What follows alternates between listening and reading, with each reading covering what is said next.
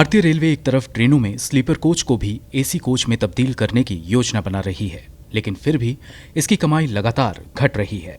संसद में पेश कैग यानी controller and auditor general of India की हालिया रिपोर्ट बताती है कि रेलवे 100 रुपए कमाने के लिए 101.77 रुपए खर्च कर रहा है। साथ ही अपनी नाकामी छुपाने के लिए रेलवे अपनी कमाई गलत तरीके से दिखा रही है और कई प्रोजेक्ट के डेडलाइन खत्म होने के बावजूद पूरे नहीं हो पाए हैं।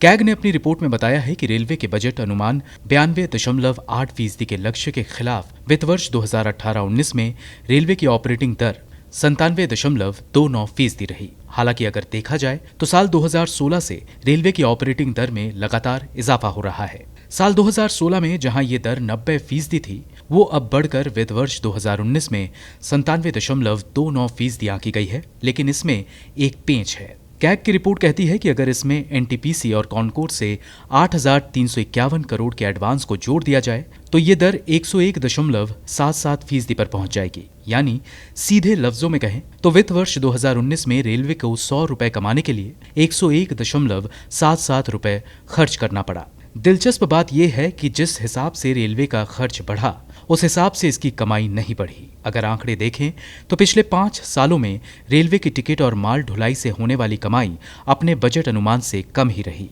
मसलन वित्त वर्ष 2017 में रेलवे को अपने बजट अनुमान का 10% से ज्यादा नुकसान हुआ। वहीं रिपोर्ट में कहा गया है कि वित्त वर्ष 2019 में रेलवे की कमाई 1,90,507 करोड़ रुपए रही, जो अपने रिवाइज्ड बजट अनुमान 1,97,214 करोड़ से भी कम है।